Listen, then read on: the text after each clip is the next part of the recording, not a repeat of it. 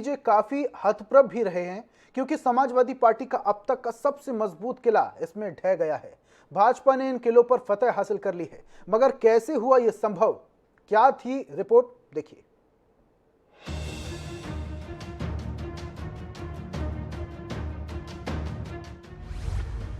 उपचुनाव में भाजपा ने लहराया परचम,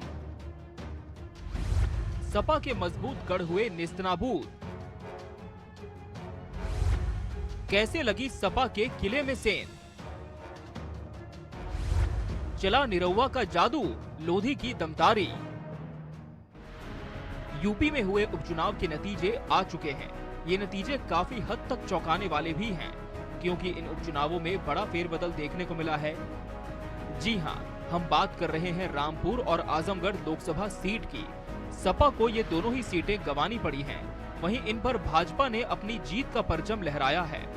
रामपुर की बात करें तो यहां समाजवादी पार्टी के आसिम रजा भाजपा प्रत्याशी घनश्याम लोधी से करीब 42,000 मतों से हार गए। दूसरी ओर आजमगढ़ में भाजपा ने जिस तरह भोजपुरी सुपरस्टार दिनेश लाल यादव उर्फ निरहुआ पर दूसरी बार भरोसा जताया था, वो काफी खरा उतरा। निरहुआ ने सपा प्रमुख अखिलेश यादव के भाई धर्मेंद्र यादव को करारी पटकनी दी है। यहाँ गौर करने वाली बात यह है कि ये दोनों ही सीटें यानी रामपुर और आजमगढ़ समाजवादी पार्टी का मजबूत किला मानी जाती रही हैं, क्योंकि रामपुर को सपा के कद्दावर नेता आजम खान और आजमगढ़ को अखिलेश मुलायम का अभेद किला माना जाता रहा है।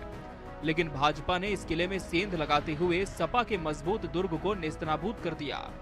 भाजपा के लिए इसलिए ये जीत किसी त्योहार से कम नहीं है। अगर इस लोकसभा सीट के इतिहास की बात करें तो 2019 लोकसभा चुनाव में आजमगढ़ से अखिलेश यादव जीते थे, जबकि 2014 में मुलायम सिंह यादव यहां से सांसद चुने गए थे। 2019 के लोकसभा चुनाव जीतकर आजम खान रामपुर से सांसद बने थे, मगर अब ये दोनों सीटें भाजपा ने कब्जा ली हैं। भाजपा की जीत के समतुल्य ही सपा की हार की भी चर्चा करना लाजमी है। सबसे पहले बात करते हैं आजमगढ़ की। इस बार के उपचुनाव में भाजपा ने दूसरी बार मशहूर भोजपुरी सुपरस्टार दिनेश लाल यादव उर्फ निरहुआ पर दांव खेला। पिछली बार भी 2019 में भाजपा ने यही दांव खेला था, मगर ये चल नहीं पाया था।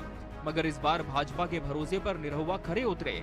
अपने नाम का बतौर प्रत्याशी ऐलान होते ही वो पूरी ताकत झोंकते नजर आए। पिछली बार की हार की टीस अब भी उनके मन में थी।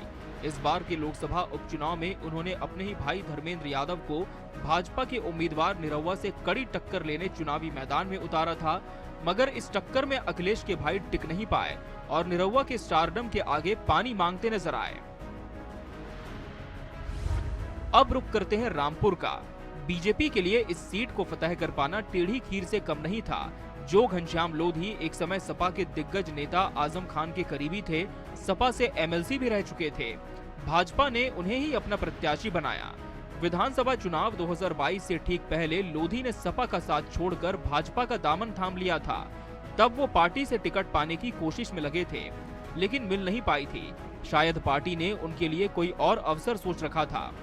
जब आजम खान के लोकसभा सीट छोड़ने पर उपचुनाव का ऐलान हुआ तो भाजपा ने घनश्याम लोधी को उम्मीदवार बना दिया।